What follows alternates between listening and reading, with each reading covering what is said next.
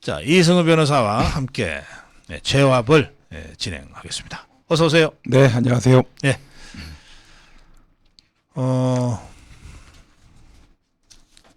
어떤 문제부터 다룰까요? 지난주에 제가 영장 발부될 것 같다고 말씀드렸는데, 네, 박영수. 예, 기각됐죠. 그거부터 좀. 우리 이승우 변호사가 잘 맞추는 변호사는 아닌 것 같은데. 네, 그거 뭐 못 맞춰서 죄송하고요. 네. 근데 왜 발부 안 됐는지 사실은 예. 이해는 좀 잘 안 됩니다. 아직도 이해가 안 되죠. 네, 물론 이제 보완할 점들이 좀 있긴 있겠구나 생각은 들고요.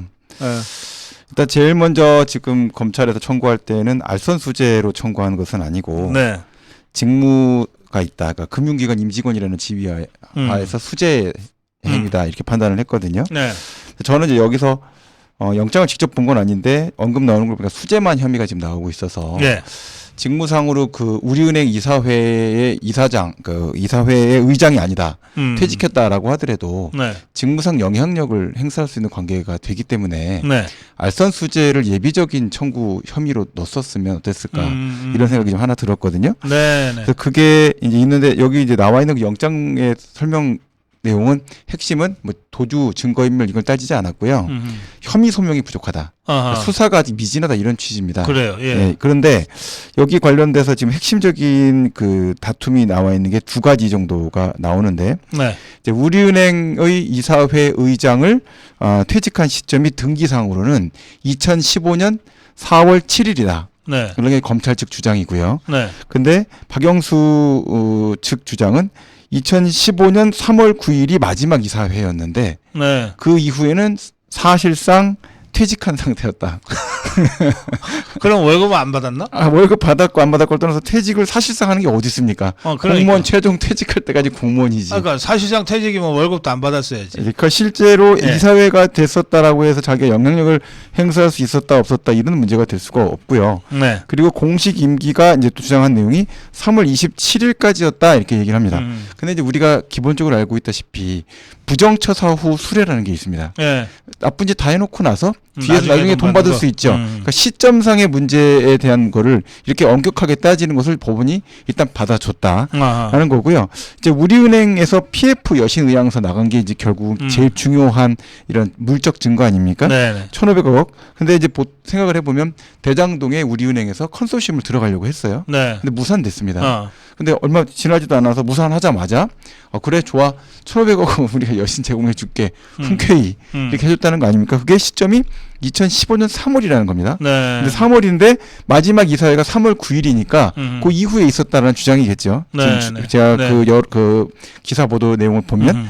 근데 이사회에 있었던 의사결정을 하고 남아있는 사람들이 모든 의사결정을 하는 것 관련해서 사실상 아직도 임기 내에 있는 상태에서 네. 영향을 직접 주고받을 수 있는 상태에 있었던 거 아닙니까? 네. 네. 그럼 이 내용 관련돼서 이걸 보고서는 이게 뇌물의사나 여러 가지 문제를 봤을 때 직무상 직무 해당성이 있는지 좀 잘 모르겠다라고 판단할 수 있는 건지 이거는 너무 좀 알겠어요. 예. 예, 이 박영수라는 피의자 입장에만 너무 치우쳐져서 본 것이 아닌가 이런 생각이 들었습니다. 박영수가 그 이사회의 사회 이사이면서 의장이었죠. 그렇습니다. 의장이 제일 높은 사람 아니에요? 의장이 제일 높은 거죠. 의사를 전체를 주도할 수 있다는 얘기니까. 그래서 다른 이사회 멤버들한테도 영향력을 줄 수 있는 자리잖아요. 그렇습니다. 근데 판사는 그런 거 저런 거 다 안 따지고 예, 그런 문제에 대해서 날짜만 본 거예요. 예, 날짜 주장이 나오니까 그 부분에 대해서 아직 혐의 소명이 불분명하다 이렇게 봤던 부분이 있고요. 이제 한 가지는 조금 약간 약점이 있습니다. 예. 제가 볼 때도 이 부분까지 저는 설마 일자 특정을 이렇게 못했을까 생각을 했는데 예. 금품 전달된 일자가 네. 아직 완전히 특정이 안 돼서 뭐 10월 제안이 나왔던 게 2014년 10월에 남욱 변호사가 제안을 해갖고 3억 정도를 지원해 주겠다 얘기가 네. 나오고 실제 돈을 준 것은 11월이나 또는 12월이다 이렇게 얘기하니까 일자를 이렇게 미특정한 상태에서 금품 수수에 대한 주장을 하는 것이 불확실한 거 아니냐 이 부분을 이제 꼬리를 잡고서는 공격을 했더라고요. 네. 그거는 제 생각에는 상당히 가능성이 있는 이야기인 것 같습니다. 보통 또는 이런 식으로 기소 영장 청구 안 하잖아요. 그렇죠. 그 날짜 부분에 대한 거를 좀 더 명확하게 정리를 해서 사실 금액이라는 게 3억 원이나 되는 돈이 전달된다. 적은 돈은 아니거든요. 예. 예, 남욱 변호사가 저랑 계속 말씀드렸죠. 연수원 동기라고요. 네. 제가 개인적으로 잘 알고 있는 그런 관계는 아니지만 변호사가 3억이라는 돈이 그렇게 적은 돈은 아닙니다. 그래서 실제 그 당시에 아직 대장동으로 돈을 벌었던 상태도 아니고 네. 3억이라는 돈을 어디서 조달을 해서 전달해줘야 네. 되는 이런 형태가 되니까 일자와 관련돼서 전혀 이렇게 특정을 못한다. 그건 말이 안 됩니다. 돈을 현금으로 캐리하는 것도 다 아니고요. 주변에서 돈을 빌리거나 했기 때문에 흔적이 남을 거거든요. 네. 그러니까 10년 안쪽에 있는 내용이니까 이 부분에 대해서 일자 미특정을 한 게 좀 실수가 있는 게 아니냐라는 생각이 좀 많이 들었습니다. 알겠습니다. 예. 저기 에어컨 무풍으로 좀 돌려주십시오. 자, 하여튼 이게 이렇게 해서 영장이 기각이 돼버리면 네. 수사 동력이라는 게 확 떨어지지 않아요? 이제 영장을 쳤을 때 영장이 기각이 되면 네. 그 수사를 진행했던 검사들도 다 되게 자책을 하고 수사관들도 뭐가 문제가 있는 거지? 내 잘못인가? 이런 생각들을 되게 많이 하게 되거든요. 네. 그래서 이제 지적된 것은 혐의 사실 소명의 부족으로 했으면 특히, 예. 그러면 보통은 재청구가 들어갑니다. 그러니까 증거인멸이나 도주 우려 이 정도만 갖고서 만약 기각이 됐다. 이것에 대한 문제까지 다 같이 있었다라고 한다면 그러면은 사실은 좀 재청구가 어려운데 보통은 혐의 소명 부족. 그러니까 과거에도 있었던 사건 중에 뭐 이재용 부회장 이제 경우에 영장 청구했다가 혐의 소명 부족으로 기각됐다가 다시 청구되고 이런 형태가 있었고 실제로 사안 관련돼서 혐의 소명이 부족했다라고 하면 거의 무조건 이 내용에 관련된 수사가 보완되면 바로 재청구한다라고 보시는 게 맞습니다. 아, 그래서 재청구 준비에 들어갔다는 거죠? 예, 그렇습니다. 알겠습니다. 그런데 박영수가 확정적 약속 의사 무슨라고 하는 뭐 대법 판례를 제시했다고 하는데 박영수 측에서 이건 예. 무슨 얘기입니까? 그러니까 그 문구는 이런 겁니다. 대법원 판결상으로 나와 있는데 이 이제 약속이라는 뇌물을 약속했다. 그러니까 또는 금품을 주겠다라는 약속을 받았다라고 할 때 줬다라고 해갖고 만약에 예를 들어서 올가미를 씌우려고 한다라는 사람은 주겠다는 서로 말이 있었다라고 얘기할 것이고 그게 아니다라고 해명하는 사람은 그런 약속 없었다 이렇게 얘기를 하겠죠. 그렇게 될 때 해당되는 대법원의 판결 워딩은 뭐냐? 약속이라는 것이 방법적인 어떤 제한은 없다. 그냥 어떤 방법으로 해도 상관은 없다. 그리고 명시적일 필요도 없다. 그러니까 묵시적인 그냥 좋아 이런 태도나 표정 또는 이런 수용하겠다라는 어떤 태도 이런 것만 해도 충분하긴 하지만 뇌물 의사에 대해서는 확정적인 합치가 있어야 된다. 그러니까 주겠다는 사람이 있고 받겠다는 사람이 받겠다. 라는 의사 표시가 있어야 된다. 이런 건데 지금 이걸 흔드는 게 뭐냐면 200억 주겠다고 했다가 50억 주고 중간에 막 내용이 변경되는 거 그게 말이 되냐? 확정적 의사 합치가 없는 거 아니냐? 이렇게 지금 얘기를 한 거란 말이죠. 오히려 그게 확정적 의사 합치에 부합하는 증거 아니에요? 저는 그렇게 저도 봅니다. 그렇죠. 비율적으로 예. 어떤 일을 했을 때 네. 해당 내용 관련해서 구체적인 금액이나 내용 자체가 다 정해질 필요는 없거든요. 그렇죠. 이거 잘 되면 제가 이거 살해하겠다. 그게 의사 합치 아닙니까? 그럽시다. 아니 더구나 야 우리가 다 해줄게 해갖고 200억이야 했는데 실패했잖아요. 예. 우리가 이제 어쨌든 조금이라도 기여는 하니까 야 미안하다. 우리가 요만큼밖에 못하니까 50억으로 낮추자. 예. 이게 그 구체적으로 확정적 의사 합의를 하지 않고서야 이런 식의 뇌물 변경이 가능합니까? 두 가지가 단계적으로 다 존재했다고 볼 수 있는 걸 입증을 예. 하면 될 것 같은데요. 실제 200억 정도 되는 돈이 어떻게 얘기가 나왔었고 실제 그걸 다시 50억으로 디스카운트 되는 단계로 갔을 때 이야기 이게 두 가지가 사실 다 존재할 수 있는 거 아닙니까? 예. 그러니까 결국은 증명을 한 개의 사실만 할 수 있는 게 아니라 두 개의 사실을 증명할 수 있는 거니까 네. 두 개의 증명 사실과 관련돼서 이야기를 한다면 전체의 그림을 고려한 형태의 일부 이행, 네. 또 일부에 대한 담보 제공에 대한 이행이나 일부에 대한 약속이 이행된 내용 이걸 가지고도 전체 그림을 충분히 짐작하거나 소명됐다 또는 증명됐다라는 단계로 나갈 수 있을 거다라는 생각이 듭니다. 알겠어요. 네. 자, 또 그와 별도로 구속영장에는 예. 박영수는 난 은퇴하고 나서 단독주택에서 살고 싶어 이래가지고서 뭐 부지 150평에 예. 단독주택 한 채 네. 뭐 이걸 받기로 했고 네. 양재식이는 옆에 있다가 아이고 저도요 그래갖고서 또 부지 100평에 예. 뭐 주택을 약속 받았다고 하는데 이거는 그 50억 200억과는 별도입니까? 지금 그 금액에 대한 거는 별도의 문제로 좀 나오는 것 같고요. 예. 지금 보면 토지 보상과 관련돼서 100억 그리고 상가 시행 이익 관련돼서 100억 네. 이렇게 해서 지금 200억 얘기가 나왔다라고 지금 얘기가 나오고 있으니까요. 사실 이 문제에 대한 것은 별도로 지금 적시가 된 거고 지금 영장 관련돼서 분석된 기사들 내용을 제가 보니까 영장 관련돼서 명시적으로 지금 이제 진술이 나왔던 뭐 딸과 관련된 문제 네. 또는 관련돼서 뭐 8억 원 관련된 그 내용들에 대한 것이 전부 다 적시가 된 것이 아니라 핵심적인 범죄 사실만 지금 기재가 됐다 보니까 그 부분이 무너지면서 영장이 기각된 것이 아니냐 이런 분석도 좀 나오고 이건 이제 일설인데요. 일설로 듣고 확실한 근거가 있어서 말씀드리는 건 아니니까 들으시면 되는데 이게 혹시 법원에서 50억 클럽에 대한 내용을 곽상도 무죄 판결 나온 다음에 네. 그 무죄 판결 나온 것에 대해서 공개되지 않은 상태에서 영장 발부가 됐을 때 부담감이 있었던 것 아니냐라는 얘기가 한 가지가 지금 나오는 이제 설로 나오고 있고 네. 또 하나는 권순일 전 대법관으로 이어지는 법원에 대한 대대적인 수사를 막기 이걸 위한 차단하기 위해서. 차단의 결론 아니겠느냐라는 의견도 지금 일부 있는 것 같습니다. 알겠어요. 네. 만약에 마지막 그 주장이 사실이라면 네. 권선일을 보호하기 위해서 박영수부터 기각시켰다 이거 아닙니까? 판사들이? 예, 그런 예. 그러면 권순일부터 잡아야 되겠네. 권순일 전 대법관에 대한 조사도 지금 사실 한 번도 진행된 적이 없죠. 예. 그림자만 보고 있습니다. 네. 네. 알겠습니다. 예. 자, 하여튼 검찰로서도 이게 뭐라 그럴까? 검찰의 명예라 그럴까? 검찰의 권위라 그럴까? 이게 좀 다 걸려버려가지고. 그렇죠. 지금 제가 만약에 뭐 당연히 그 선배 검사님들도 다 검토하고 계실 텐데 저라면 지금 이렇게 혐의 소명 문제를 잡았다면 우리은행 그 PF 여신 의향서 제공 관련해서 그 전후 단계에 있었던 이사회 구성 멤버들에 대해서 공모 혐의가 있는지로 수사를 저는 확대할 것 같습니다. 예, 왜냐하면 혼자서만 결정할 수 있는 문제가 아니고 이사회 의결로 할 거 아닙니까?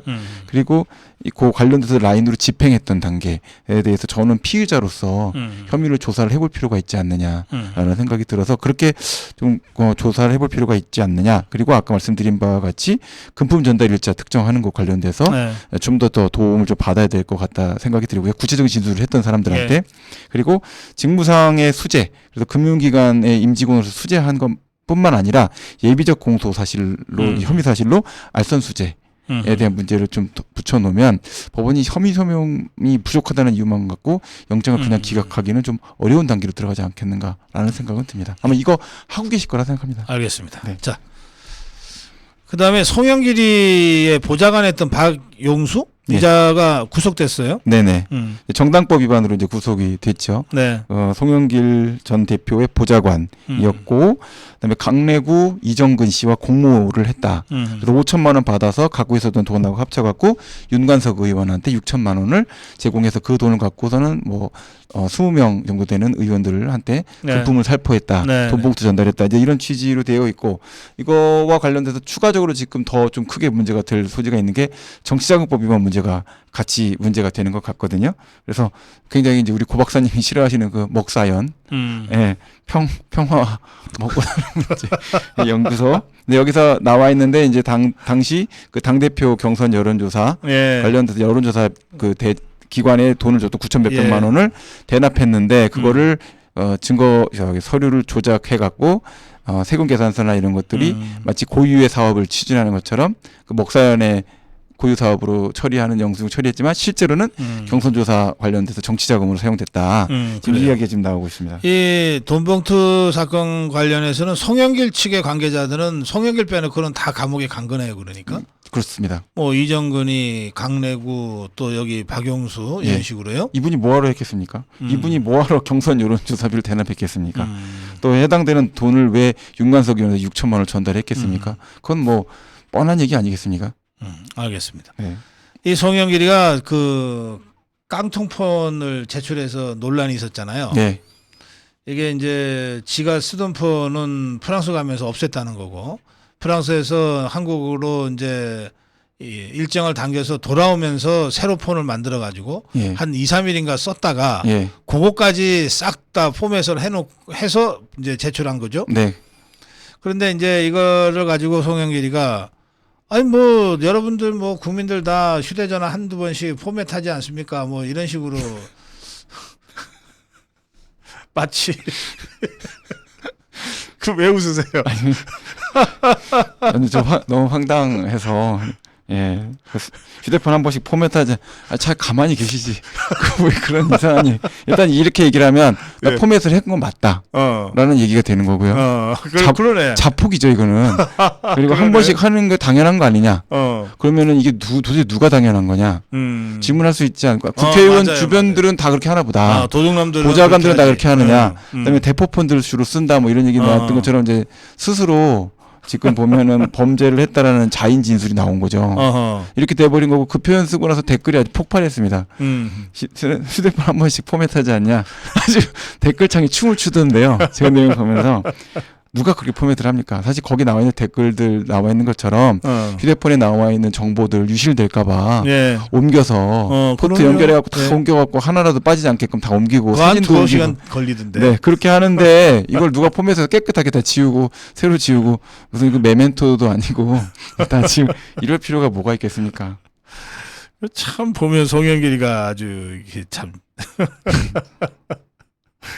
예측 불가야. 요새 그래서 그런 얘기 나오지 않습니까? 개그 콘서트가 될 수가 없다. 그러니까. 네. 예. 자, 저 다른 문제도 좀 가보겠습니다. 네. 대법에서 문재인이가 고대영 KBS 사장 해임한 것이 위법이다라고 하는 최종 확정 판결이 나왔습니다. 네네 예. 나왔습니다. 해당 사안 관련해서 결국 이제 사안상으로 해임 사유가 전혀 없는 상태인데 해임 사유가 있다라고 판단을 하고 그렇게 이사회의 결의가 있다라고 하는 내용을 가지고 네. 결국 해임 처분을 했던 거죠. 그리고 강규영 이사 그리고 고대영 사장에 대해서 결국은 해임 처분했던 거 다 불법적인 판단이었다. 위법한 판단이었다라고 네. 이야기가 나온 겁니다.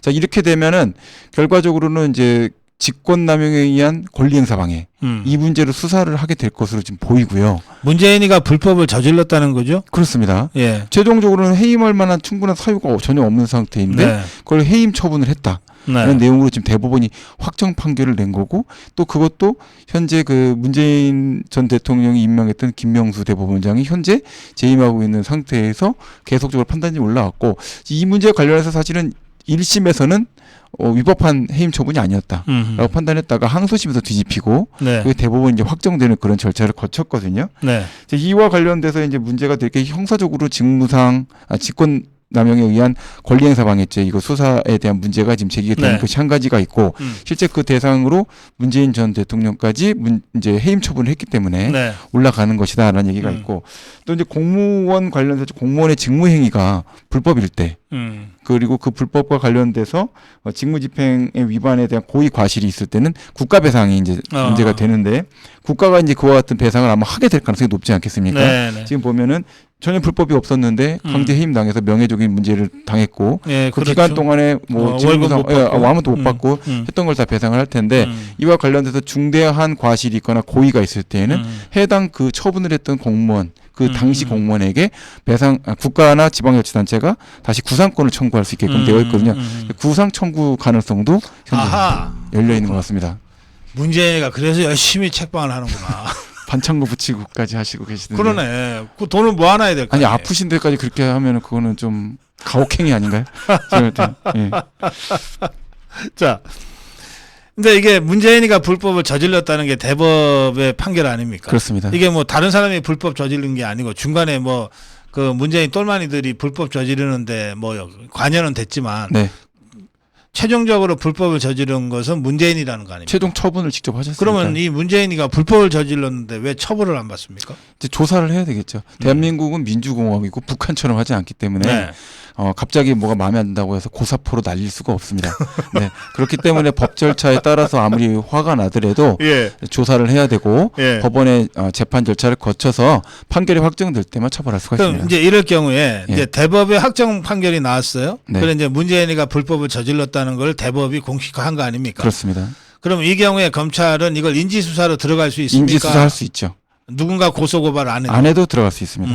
네. 그래. 이거는 지금 상태에서 수사기관에서는 인지할 수 있는 상태로 다 들어와 있고 네. 법리적으로도 내용 다 검토가 끝난 상태고 그 내용 관련해서 지금 문제되는 것이 방송장악 문건이 있었다는 얘기 아닙니까? 예. 그 문건대로 모든 것들이 시행이 됐고 집행이 됐고 이 문건 작성과 관련돼서 여러 가지 조직적인 방송 장악행위가 네. 있었다. 이거를 지금 대법원 판결에서 지금 인정을 알았어요. 사실관 인정 아닌 거 아닙니까? 그 고대영 사장 불법 해임 건은 대법 판결까지 났으니까 검찰은 그 대법 판결문에 입각해서 기소만 하면 되는 거네. 조사만 하면 되죠. 예. 네, 그러니까 직권남용 또 권리행사 방해죄는 이 음. 불법적인 어떤 공무집행이 있었다. 네. 이것만 가지고 사실 처벌할 수 있는 문제가 아니고 법리가 좀 까다롭게 구성이 되어 있는 부분들이 있습니다. 그러니까 조사 없이 기소할 수는 없을 거고요. 조사 과정을 거쳐서 기소를 할 겁니다. 알겠어요. 그리고 이제 말씀하신 대로 이 방송장악 문건은 이거는 이제 KBS에도 해당되고 또 MBC도 해당되는데 YTN도 들어가더라고요. 예. 네. 이 저 김장겸 MBC 전 사장이 이제 이 문제를 제기했는데 이것도 문재인이가 최종적으로 불법을 저지른 거다라고 지금 의혹이 제기되는 거죠. 예, 그렇습니다. 전부 다 그쪽을 향해서 동일한 목적을 갖고 작성된 문건에 따라서 네. 순차적으로 체계적으로 조직적으로 문건의 목적이 달성이 됐기 때문에 음. 그 내용에 대해서 직권남용 권리행사 방해죄로 해당 사안을 좀 조사를 더 면밀하게 해야 된다. 네. 이런 주장이 오늘 여당 당대표로부터 나온 것으로 알고 있습니다. 알겠습니다. 네. 자. 그리고 여기가 저 네이버가 뉴스 알고리즘을 인위적으로 변경해서 뭐 노영방송, 민노총 장악한 MBC를 일반 언론사 중에 1위로 올리고 예. 뭐 무슨 조선일보나 TV조선, 뭐 채널A 같이 지그들이 종북 주사파들이 보기에는 좀 우호적이지 않은 언론사들은 떨어뜨리고 예. 이런 식으로 했다고 이제 의혹이 제기됐잖아요. 예. 그러면 이게 그 범죄를 저지른 겁니까 네이버가? 이게 범죄인지는 좀 불분명한 부분이 있습니다. 형사적인 문제로 가려고 한다면 이게 뭐 위계의 업무 방해나 이런 것으로 문제 삼아야 될 텐데 그 피해 주체가 사실 좀 되게 광범위하다 보니까 네. 불분명한 부분이 있고요. 이거 관련해서 이제 설명을 어떻게 드려야 될까 좀 고민을 하다가 네. 이제 제일 중요한 좀 포인트가 되는 게 똑같은 키워드를 똑같은 기사를 검색해 보려고 네. 할 때 구글 검색을 할 수도 있고 예. 네이버 검색을 할 수도 있습니다. 그렇죠. 그러면 두 개를 검색해 봤을 때 불행한 얘기지만 한국의 어떤 포털 기업이니까 한국에 더 정확한 기사 검색이 이루어질 수 있게끔 네이버가 검색 결과 값을 제공해 주느냐. 사실은 저는 그렇지 못하다고 생각합니다. 네네. 구글에서 검색하게 되면은 과거에 있었던 정보이든 연관 검색이든 좀 더 정보로서의 가치가 높은 내가 네. 찾고 싶어하는 정보 기사들이 올라오게 되는 것을 제가 확인하게 되는 것 같고 네. 네. 반면에 네이버에서 검색을 하게 되면 뭔가 알고리즘이 있을 것 같은 생각이 들 정도로 네. 제한적이고 이런 문제가 생깁니다. 그래서 관련 뉴스 영역에 대해서 모든 기사를 우리가 검토하기를 원할 때 인위적인 뭔가 제약이 발생을 하게 되고 인위적인 형태로 검색 결과 값이 달라지는 형태가 되면 사실은 저는 정보 자기 결정권에 있어서 굉장히 제약을 받는 형태가 되고 제 기본권을 제한받게 되는 거죠. 일반 국민 누구나 다. 네, 그렇습니다. 그렇게 되는 과정을 통해서 네이버는 이익을 얻고 저는 제가 사용하고자 하는 헌법상의 기본권을 침해당하는 형태가 될 수가 있게 되겠죠. 이런 형태가 된다고 한다면 그것은 지금 현재 범죄 구성 요건을 명백하게 구성이 되고 있지 않다 하더라도 사회적 법익을 침해하는 행위인 건 분명히 맞다라는 생각이 듭니다. 이걸 또 더더군다나 상업적 목적으로 네이버가 활용을 하고 검색 영역과 관련돼서 검색되는 결과값에 대해서도 사실 보면 영역별로 다 구분을 또 해서 뭐 카페, 블로그, 미디어, 그다음에 기사, 또 상업 광고, 또 뭐 그다음에 나머지 여러 가지를 구분시켜놓고 그 이외의 정보는 사실 노출을 또 안 시키는 네네. 형태들을 취하고 있는데 포털에서 이렇게 구성을 할 때 이와 같은 정보의 검색과 관련된 여러 가지 알 권리나 자기결정권과 관련된 제한을 할 수 있는 그런 권한을 네이버가 행사해도 되는 것인지 네. 그 왜곡의 정도가 알고리즘 조작과 관련돼서 심각하게 발생하고 있다고 한다면 이와 관련돼서는 지금 현재 우리가 적용할 수 있는 법적인 문제는 떠오르는 것은 위계의 업무 방해밖에는 없는 상태입니다. 그러면 방송통신위원회가 행정적 제재를 통해 갖고 시정 조치를 하거나 시정 명령을 내려서 네. 이 알고리즘을 공개하게끔 하고 최소한 이와 같은 알고리즘을 우리가 어떤 형식으로 여기에 적용하고 있다라는 것을 네이버에는 표시하게끔 해서 사람들이 그 위험성을 알고 네이버 검색을 이용하게끔 만들어야 되는 것이 아닌가 예. 이런 생각은 들었습니다. 알겠습니다. 이 사법 처리가 법리적으로는 쉽지 않다는 예. 설명을 굉장히 어렵게 했네요. 네네 죄송합니다. 네. 하여튼 괘씸한데 이걸 참 법적으로 처분을 하려니까 쉽지 않다 이런 상황이네요. 그걸 다 검토해서 예. 네이버 법무팀도 법무 담당자 변호사 많기로 유명한 그래서 겁니다. 그럴 때 우리가 효과적으로 쓸 수 있는 방법이 청문회나 국정감사에 불러서 사실관계를 추궁하는 거거든요. 네네. 이거는 사법적인 뭐 공소유를 염두에 둔 기소를 염두에 둔 수사는 아니지만 예. 네이버와 이혜진이가 어떤 자인지를 국민들한테 알리는 것으로도 충분히 그 징벌적 효과가 있는 거거든요. 네네. 예, 그런 방식을 병행해야 된다고 저는 생각해요. 국정조사의 대상으로 삼아서 할 수 있다면 네.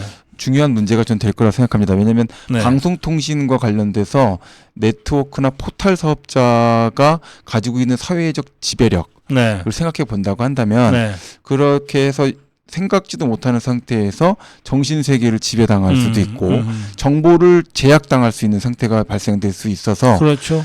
만약에 우리나라의 구글이 정보 검색과 관련된 포털을 한국어로 제공하지 않고 있는 상태였다라고 한다면 상당히 많은 정보가 그냥 왜곡돼서 아무것도 모르는 상태가 될 거라는 점을 생각해봐도 충분히 소름 끼칠 만큼 무서운 상황이다라고 그러니까요. 생각합니다. 그래서 이거는 네이버 이혜진 청문회 같은 거를 해야 된다. 네. 예, 이렇게 수많은 의혹이 제기되는데 묘하게도 이 사법 처리는 쉽지 않은 예. 이런 걸 다 이것들이 따져보고서 그럼요. 이런 거 하라고 뭐 엄청난 연봉 줘가면서 변호사들 고용해 있을 거 아닙니까? 입법 로비도 많이 하겠죠. 예. 네. 그래서 이런 경우에는 사법 처리 가능성은 그럼에도 불구하고 계속 잘 찾아보되 그와 별도로 뭐 이 국회 청문회라든지 이걸 통해서 네이버의 실체를 국민들한테 알리는 거 이것은 국민의힘에서 꼭 추진해야 될 일 아니냐.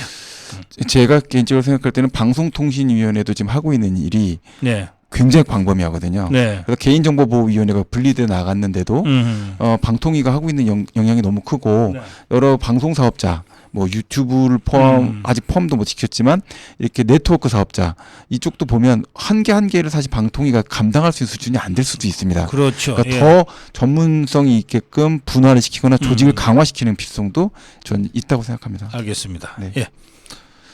여기 저 연합뉴스 제가 오늘 그 12시에 출연한 영상을 보고 싶다고 그러셨는데 저희가 올려드릴 수는 없고요. 타 방송사의 영상이기 때문에요. 뭐 이렇게 좀 복잡합니다. 대신에 그 연합뉴스가 재방송을 하진 않지만 유튜브로 동시 생방송을 하고 그 유튜브 생방송 영상을 지금 올려놨을 거예요. 30분 후에 업로딩한다 그랬거든요. 그래서 연합뉴스 유튜브로 연합뉴스를 들어가셔서 제가 오늘 프로그램 꼭 이름을 잘 모르겠는데 그것 좀 확인해서 뉴스 초점이요. 그렇게 들어가시면 제가 출연한 부분을 바로 찾아서 보실 수가 있습니다.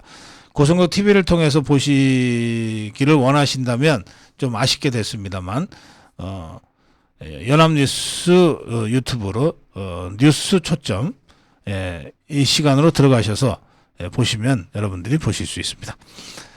자, 저기 학원 강사가 네.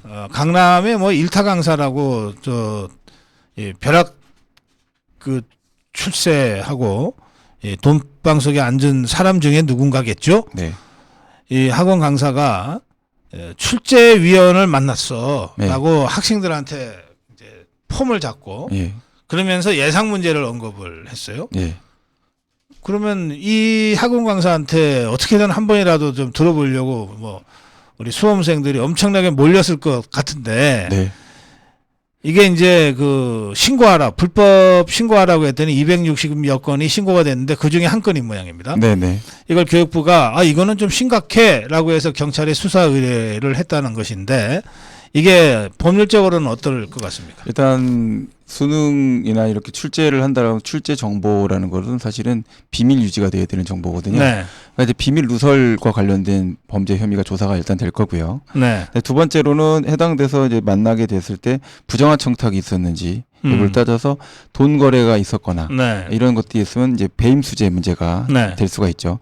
그리고 실제로 그런 정보를 제공해주고 확인해줬다. 라고 하게 되면은 업무상 배임 문제가 될 겁니다. 네네. 네. 그리고 이게 이제 교수이실 가능성이 높잖아요. 그럼 부정청탁금지법의 문제가 될 수도 있습니다. 그리고 해당 사안 관련해서 이제 실제 누출이 돼갖고 해당 사안에 대한 정보가 유출이 될 수 있는 위험성이 발생했다라고 하게 되면 업무방해죄의 문제도 네네. 발생할 수가 있는 거죠. 상황상으로 보면은 수능 시험이라고 하는 것은 사실은 성적도 굉장히 중요한 지표가 되고 그 성적을 가지고선 여러 가지 진로 설계 또는 대학 입시 관련해서 큰 변화를 줄 수 있는 문제이기 때문에 사회적으로 굉장히 중요하게 생각하고 보호해야 네. 되고 공정성을 관리해야 되는 그래서 사회 공정의 근간을 이룬다 이렇게 우리가 보고 있기 때문에 이에 관련해서 출제 정보, 출제 경향, 뉘앙스 이거를 국가기관에서 모두에게 사실 이게 미공개 정보인 거죠. 미공개 정보를 특정 누구에게 전달해 갖고 특정 사설 학원에 있는 몇 명의 학생들, 몇십 명의 학생들에게만 고급 정보로 전달이 되고 그렇죠. 그게 거래가 된다라고 예. 하는 공정성은 붕괴된다라고 볼 수 있는 거죠. 이렇게 되는 측면이니까 사안 관련돼서 구체적인 실명이 언급된 출제위원과 학원 강사에 대해서는 강도 높은 조사와 또 그로 인해서 실제로 이제 의혹일 수밖에 없는 부분이긴 하지만 네. 기존에 있었던 여러 가지 학원계에 돌아다니던 루머들과 관련된 이제 범죄 혐의 이것들이 추가적으로 확인되고 조사될 수 있는 가능성도 있다고 알겠어요. 생각합니다. 네. 이게 이제 그 제 식대로 얘기하면 이런 거잖아요. 학원 강사가 출제위원을 만나서 네. 만약에 무슨 문제에 대해서 네. 출제한 문제에 대해서 들었다 그러면 네. 이제 뇌물 주고 그거를 그 문제를 받았잖아요. 네. 그래서 훔친 거죠. 예. 예. 그래갖고 이 작물을 애들한테 나눠줬다는 거 아니에요. 그렇죠. 정보인 작물이죠. 작물이 될 수는 없지만 하여튼 뭐 그렇게 훔쳐진 정보를 갖고 그러면서 돈 받았다는 거 팔아먹은 아니에요. 거죠. 예. 네. 그러니까 이거는 어쨌든 이건 좀 엄정한 수사가 필요하다 그런 생각이 드네요. 네네.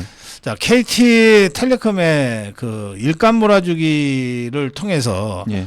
비자금을 조성해가지고 이걸 가지고서 뭐 여러 가지 형태로 썼다. 그 중에는 정치권 로비도 있는 것 같다. 뭐 이런 얘기들이 그동안 많이 의혹이 제기됐는데. 네.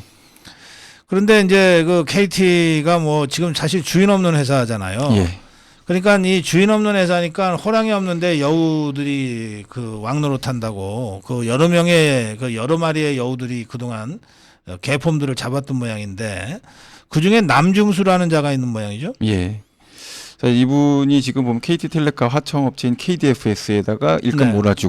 몰아주고 나서 이제 허위로 그 업무 처리하고 한 확인서 이런 거 받으면서 네. 돈을 비자금으로 조성해갖고 돌려받아서 그걸 또 다시 비자금 사용하고 결국은 이건 배임 행위를 계속 반복한 거죠. 그래서 업무상 배임 행위가 되고 자금 중에 일부가 횡령으로 돼서 돈이 이제 흘러나가게 되는 형태가 되는 겁니다. 결국은 반복적으로 받았던 돈을 전부 다 포괄로 묶어서 하나의 배임 행위에 대한 그 피해 금액으로 묶이게 될 거고요. 그 금액이 누적되게 되면은 이제 특경법상의 특정경제범죄 가중처벌법상의 배임죄로 처벌이 될 수가 있는 거고 그 확인서까지 받고 한 거는 그 KDFS의 다른 황모라고 하는 사장이고 이 남중수라는 자는 KT 전체 사장이었는데 지금 네. 뭐 이미 훨씬 전에 오래 전에요. 예. 고문 자리에 자기 아내의 이름을 올리고 뒷돈을 받았다. 이건 뭐지 이건? 이제 고문을 하는 게 아닌데 이제 이름을 허위로 올린 거죠. 네, 부정 청구한 거죠. 그래서 사실은 돈 받을 수 있는 지위에 있는 사람도 아니고 출근한 적도 없고 고문을 한 적도 없는데 그런데 자기 와이프 이름을 올렸다는 거죠. 그러면 얼마나 조직이 허술하길래 이렇게까지 하겠습니까? 네, 그거는 하늘이 무서워서 못하는 정도일 수 있는 일이거든요. 예. 부끄럽고 그래서 돈 받아갖고서는 와이프 이름이 언급되고 거기에서 또 사대보험 처리하고 뭐 이랬을 거 아닙니까? 그렇게까지 했다는 얘기는 조직 자체가 기강이 원칙 자체가 붕괴되지 않고서야 할 수 없는 거라고 생각합니다. KT 회장이면은 정말 이제 삼성 현대만 우리가 기업하면 떠올리는데 KT나 포스코도 거의 삼성 현대 수준이잖아요. 전 그렇게 생각했거든요. 예. 그렇지 않은가 봅니다. 네. 전 더 좀 견고하고 원칙을 잘 지키는 그런 회사일 거라는 믿음을 갖고 예. 포스코도 사실은 저 네. 어렸을 때 포항제철 뭐 눈부신 회사였고 KT, 한국통신도 국가 통신 기관망 다 이끌고 나가는 국가 혁신 주체다 이렇게 생각을 했었었는데 네. 어느 순간부터 두 회사 다 천덕꾸러기처럼 취급받는 거를 보니까 참 이게 좀 큰 문제가 있다 이런 생각이 좀 듭니다. 예.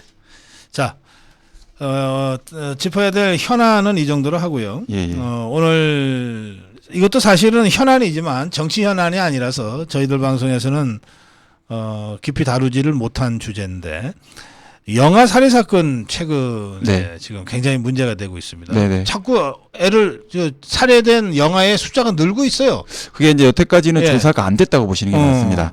그러니까 출생이 됐다라고 병원에는 확인이 됐는데 네. 그 자료들을 가지고서는 실제로 주민등록상에 출생신고가 됐는지를 확인을 해보니까 네. 출생신고 안 된 아이들이 있는 거죠. 그걸 지금 조사를 하면서 전수조사 네. 형태로 들어가고 있는 거고 그러다 보니까 아이들이 뭐 사망했거나 살해당했거나 하는 일들이 이제 발생하고 있는 겁니다. 네. 이제 그 중에서도 제일 지금 우리한테 충격적으로 많이 다가왔던 사건 중에 하나가 이제 수원에서 발생됐던 영아 살해 사건이고 네. 그 이제 엄마가 냉장고 냉동실에 넷째 다섯째 그러니까 태어나서 바로 태어나자마자 살해한 상태로 네. 죽어서 냉동실에 있었던 걸 발견했다 이런 사건이었거든요. 예. 그래서 구속되셨죠. 구속된 상태인데 예. 이제 이 내용 관련해서 저는 그분이 잘했다고 생각을 하는 건 아닙니다. 근데 이 내용에 관련돼서 우리가 고민해봐야 될 것들은 한 3가지 정도가 더 있다. 네. 첫째로는 이 아이의 엄마가 그러니까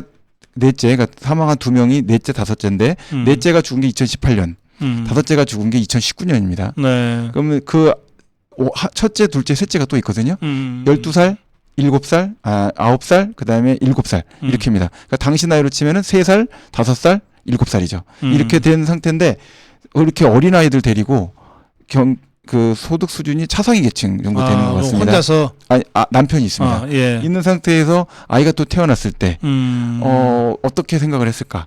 차상위 계층에 대한 복지 체계가 과연 우리가 충분히 보살필 수 있느냐. 3명이나 되는 아이가 있는 상태에서 임신을 하고서는 아이들을 데리고 다녔을 겁니다. 2살, 4살, 6살 이런 애들 데리고 그럴 때 남편이라는 분은 과연 얼마큼 아내를 돌봤을까. 이번에 나온 내용 보니까 넷째, 다섯째 낙태한 줄 알았다. 그리고 넷째, 다섯째 사이에도 한 번 낙태를 했었는데 낙태 비용도 너무 부담스러워서 이거 어떻게 할 수가 없어갖고 근데 그런 상태에서 계속 임신을 한 거죠. 이런 문제가 됐을 때 국가 사회에서 그 당시에 그 문재인 정부에서는 포괄적 복지, 보편적 복지 하겠다라고 하면서 복지 강화하겠다, 사회 안정 계층 다 네. 지원하겠다 했는데 이런 문제들이 계속 발생한 거에 대해서는 아무런 것도 해결이 안 됐고 네. 저출생 문제와 관련돼서 아이들만 낳아주면 국가가 다 책임지겠다 하지만 3명이 있는 아이의 엄마가 넷째 다섯째를 출산해도 겁나지 않았겠습니까? 지금 아이들 3명밖에 없는데도 내일 먹을 거 없고 뭐 먹여야 될지 돈을 좀 벌긴 하지만 돈 다 나가고 학교 보내고 해야 되는데 없는데 애가 태어나서 기저귀도 사야 되고 분유도 사야 되는데 공포스럽지 않았겠습니까? 남편도 돈을 못 벌어오고 있고 이런 문제가 되니까 이런 문제에 대해서 예. 복지적인 문제에서 사회가 같이 심각하게 고민을 해봐야 되는 것이지 돌만 던져야 될 문제는 아니고 그 주변에 살던 그 분들도 새아이 엄마가 애들 데리고 정말 고생 많이 했는데 그런 사건이 터지니까 너무 충격적이다 라는 기사도 한국일보에서 올라온 바가 있었습니다. 근데 이런 경우에는 혹시 좀 정신적인 부분이 없는지 조사는 필요하지 않아요? 이미 책임 능력이 없는 상태에 있을 가능성이 높습니다. 예, 예. 정서적으로 붕괴되어 있는 상태일 가능성이 높죠. 그러니까. 예, 그런 점에 있어서 보면 문제상으로 책임 능력의 문제도 아마 굉장히 중요한 안건으로 올라갈 것이고 살인죄 적용에 대한 검토한다고 하는데 네. 영아 살인죄를 적용을 하는 가장 큰 이유가 심리적인 상태에서 붕괴 상태에서 이런 상황에서 발생되는 살해 행위 자체에 대해서는 좀 더 다른 각도로 고민해서 봐야 될 필요가 이게 있다. 그러니까 정말 사는 게 아니었을 거예요. 그렇습니다. 네. 그 아이들이 걱정이네. 그 아이들은 지금 아마 무차별적인 폭격 상태에 있지 않을까 생각이 듭니다. 그러니까. 엄마가 여태까지 보호해 왔을 텐데 아버지가 그걸 충분히 보호할 수 있는 상태에 있을지 저는 그게 지금 쉽지 않을 거다라는 생각을 듭니다. 네, 어쨌든 이제 이게 우리 바로 가까운 우리 주위에서 벌어지고 있는 일이거든요. 그렇습니다. 지금 단정적으로 얘기하기는 참 어려운 주제이긴 한데 우리 이승우 변호사는 이 사건이 발생한 문재인 종북 주사파 정권 때의 말로만 그렇게 번지르르하게 복지 외쳤던 그 정권의 실상, 이 허상이 이런 사건을 통해서도 다시 한번 짚어줘야 되지 않냐. 저는 그렇게 생각합니다. 왜 그러냐면 그때 얘기할 때 공무원들이 누구한테 돈 나눠주는 거 계산하는 돈이 더 들어가니까 그냥 n분의 1로 쪼개서 주는 게 제일 좋다. 이렇게 끝도 없이 떠들었습니다. 그런데 이렇게 되는 분들에 대해서는 하나도 관리할 수 있는 능력도 없고 생각도 없고 의지도 없는 거 아닙니까? 네. 그 시점에 있어서 경기도지사 누가 있습니까? 그 관련해서 수원시에서 이런 문제가 발생하고 수원시라는 거는 경기도 도청이 있는 데입니다. 네. 그 제일 핵심적인 그 부서가 있는 곳인데 복지가 이 정도로 이루어지고 경기 남부 인원도 많지만 영아 살해 사건도 지금 굉장히 많이 터지고 있고 전국적인 문제긴 하지만 이 문제에 대해서 국가가 저출생 사건으로 복지 정책을 한다 뭐 한다 하면서 수십조 뭐 100조가 넘는 돈을 퍼부었다라고 하는데 그 돈 다 어디 갔습니까? 그렇죠. 그 당시 경기도지사였던 이재명이가 입만 열면 기본소득, 뭐 복지 이러고 떠들고 다니면서 대통령 선거 운동할 때죠. 그런 상황에서 이 어머니는 아이들 키울 수 없다 생각해서 해놓고 아이들 사체가 냉동실에 보존된 상태에서 매일 그걸 열어봤을 겁니다. 마음이 어땠을까요? 예. 자, 그래요. 또 다른 주제 하나를 좀 짚어보겠습니다. 이 또한 마음이 아픈 주제인데요. 이게 탈북민들인데요. 이게 법률적으로는 이게 대한민국 국민들 아닙니까? 대한민국 국민이라고 우리는 생각을 하고 있고 헌법상으로는 대한민국 국민이라고 저는 생각을 합니다. 근데 이제 탈북자가 최종적으로 중국에 와 있을 때는 국민을 갖고 있는 그런 상태이기 때문에 그 북한 공민권을 행사하고 있어서 중국에서는 이제 이중적 지위에 있는 것으로 보고 북한 국민으로 대우를 하고 북한으로 보낸다 이런 관점을 갖고 있는 거죠. 그러니까 해당되는 내용 관련해서 중국에서는 대한민국 국적자로서의 지위를 보장받지 못하고 더 큰 문제 중에 하나는 대한민국 공간으로 탈북자가 접근하는 것에 대해서 중국 공안이 철저하게 차단을 하는 문제도 있죠. 네. 그래서 지금 중국에서 원래 브로커를 통해서 한국으로 넘어올 때 뭐 700만 원 정도 돈이 든다라는 얘기가 있었습니다. 오늘 세계일보 기사를 보니까요. 탈북 난민인권연합회의 김영하 회장 의 인터뷰인데요. 네. 이게 중국의 브로커를 통해서 한국으로 오는데 2천만 원 정도 든다. 그 사이에 많이 올랐네요. 엄청 많이 올랐다고 하더라고요. 그리고 중국에서도 움직이고 하는 것도 물가도 올랐고 이게 돈이 된다라고 생각을 하니까 브로커들이 너도 나도 돈을 더 요구를 하고 있어서 지금 이제 이야기 나오는 것 중에 하나가 제가 한 10년 전에 200만 원 얘기는 제가 알거든요. 네. 계속 올랐습니다. 제 친구 중에 이쪽 일을 하는 목회자가 한 사람이 있었는데 이 사람이 저한테 그때 그랬어요. 20년 전인가 벌써? 그렇죠. 저한테 이랬어요. 야, 성구가 너 지금 당장 너 있는 거 200만 원만 좀 만들어 달라고 그러더라고. 갑자기. 예. 이게 한 사람 목숨값이다 이러더라고. 그렇죠. 그래서 그 돈을 제가 그래서 바로는 못 주고요. 한 2, 3일 만에 줬어요. 돈 받고 바로 가더라고요. 예. 그러니까 이 사람은요. 돈을 후원을 받아가지고 은행에다가 이렇게 며칠이라도 둘 정도로도 여유가 없는 거예요. 즉각 써야 되니까. 그러니까 여기에 있는 동안에는 어쨌든 저 사람이 어떻게 될지 모른다는 거예요. 그렇죠.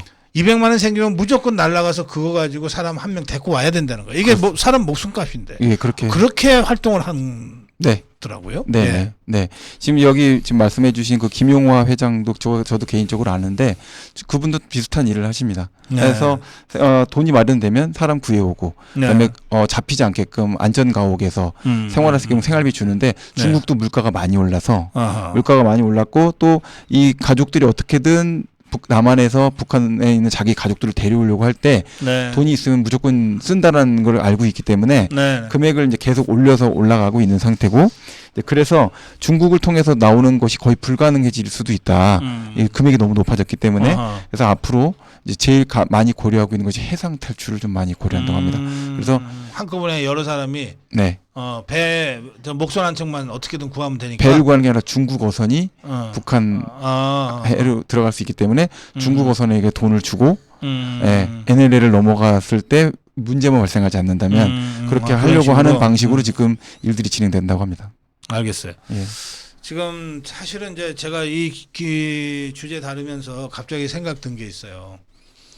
윤석열 대통령이 통일부 장관을 교체하면서 네. 통일부에 대해서 뭐라고 지금 얘기를 했냐면 통일부는 북한 지원부서가 아니다. 예. 이랬단 말이에요. 그렇죠. 북한 지원부서가 아니죠. 맞아요. 그러면 탈북민들이야말로 통일부가 제일 중요하게 관리해야 될 일인 거죠. 맞습니다. 그렇잖아요. 맞습니다. 박근혜 대통령이 탈북민들을 통일의 씨앗이라고 그랬거든. 네. 통일의 씨앗을 관리하는 게 통일부의 제일 중요한 일이어야지. 예. 그러면 통일부 예산 전부 들여다가 네. 나도 이 북한을 목숨 걸고 탈출하잖아요. 네. 목숨 걸고 북한 체제를 탈출해서 지금 어딘가에 떠돌고 있는 사람들이 설사 몇만 명, 몇십만 명이라 하더라도 5만 명입니다. 예. 그 5만 명에 대해서 1인당 2천만 원씩 들어가면 얼마입니까? 계산 좀 해주세요. 이건 결론을 내야 되겠어요. 자, 한 명당 2천만 원씩 들어간다 칩시다, 지금. 뭐 중국에 물가가 올라서. 5만 명이 지금 나와 있어요. 예. 중국에. 예. 그렇죠. 예. 그러면 5만 명에 2천만 원씩 목숨값 다 주고라도 데리고 와야 되잖아. 네. 얼마예요? 뭐 몇 조가 될래나? 아니, 통일부 예산 다 집어넣어서 5만 명 구하면 되는 거 아니에요? 그 정도 의지를 가지면 예. 이 가격은 2천만 원에서 한 200만 원 다시 떨어질 겁니다. 왜냐하면 수요가 그 공급이 초월하는 형태로 되기 때문에. 1조요. 예, 5만 명 구하는데 1조 든대요. 아니, 통일부 예산 정부 예산 1조 못 씁니까? 그렇게 해서 이야기하는 게 한 세 가지 정도를 탈북자들이 얘기합니다. 첫째, 세터민 이렇게 거지같이 부르지 마라. 나는 의지를 갖고 정치적으로 북한을 탈출한 사람이다. 그러니까 탈북자라 불러라. 네, 그게 우리한테 떳떳한 이름이고 그걸 왜 자꾸 이상한 이름으로 부르냐. 우리는 북한에서 여기서 도망 나온 게 아니고 우리는 북한을 버린 거다. 이렇게 해서 탈북자라는 이름이 훌륭한 이름이다. 그렇게 얘기를 하고 두 번째로는 지금 한국에 있는 탈북자가 5만 명 있는데 5만 명만 더 오면 북한 정권은 무너진다. 네. 그렇게 얘기합니다. 그리고 세 번째로는 탈북자 5만 명이 지금 사회적으로 고립돼서 자살하는 사람이 그렇게 많습니다. 그래서 그 문제와 관련돼서 얘기 나오는 게 통일부가 관리하지 말고 행정자치부가 대한민국 국민으로 관리하듯이 그렇게 탈북자를 관리해달라고 얘기하고 있습니다. 아니, 통일부는 탈북자들 한국에 데려오는 일까지 하고 거기까지만 하시면 되죠. 그다음에 대한민국 국민인데 뭔 통일부가 따로 관리해. 네, 그럴 필요가 없다. 이 사람이 이중 간첩인지 삼중 간첩인지만 확인하면 되잖아요. 그렇습니다. 그리고 난 다음에 대한민국 국민이지. 네, 그리고 할 수 있는 룰을 달라고 얘기합니다. 예. 북한 정부를 무너뜨리고 탈북자를 한국으로 데려올 수 있게끔 하는 데 있어서 룰을 달라. 정치적인 문제를 떠나서 네. 북한에 탈북을 해서 나온 여러 사람들을 한국으로 데려올 수 있고 정착시키고 안정시킬 수 있는 그 실질적인 역할을 할 수 있는 룰을 달라. 이런 얘기를 계속 반복해서 하고 있습니다. 네. 우리 자유파 국민들도 이런 부분에 있어서는 좀 다시 돌아보고 또 단호하게 정리해야 됩니다.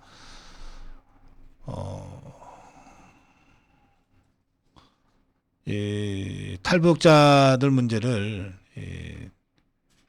자유민주적 기본 질서에 입각한 통일로 가는 정말 가장 그 확실한 길이다 생각하고 통일 정책의 중심에 놓는 그런 어떤 발상의 전환, 이걸 좀 제가 다시 한번 말씀드립니다. 자, 오늘 마무리 한 말씀 해주실래요? 네, 우리나라가 사실은 정전 상태에 있는 국가죠.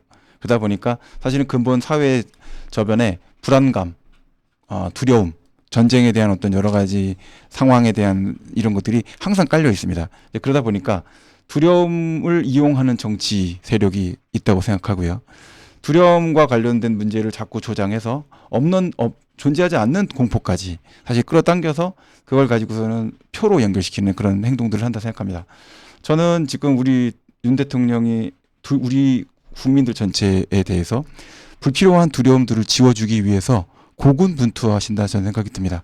그 역할에 또 우리 고 박사님도 같이 동참하셔서 같이 노력을 해주시고 있고 이런 점에 있어서 정치가 중에서 누가 두려움의 마음을 느끼게끔 해서 정치적인 이득을 취해 가고 있는지 어떤 정치인이 두려움을 좀 더 해소시키고 용기 있게 앞으로 미래를 계획해서 전진해 나갈 수 있게끔 해주는지 이 점에 대해서 좀 더 우리가 생각하고 지지해주고 노력해주면 좋을 것 같다라고 생각이 듭니다. 예, 말씀 잘 들었습니다. 네. 재화벌 이승우 변호사였습니다. 이승우 변호사 법승TV, 법으로 이긴다는 법상TV, 법승TV입니다. 법승TV 유튜브도 여러분들 함께 사랑해 주시면 좋겠습니다. 고맙습니다. 예.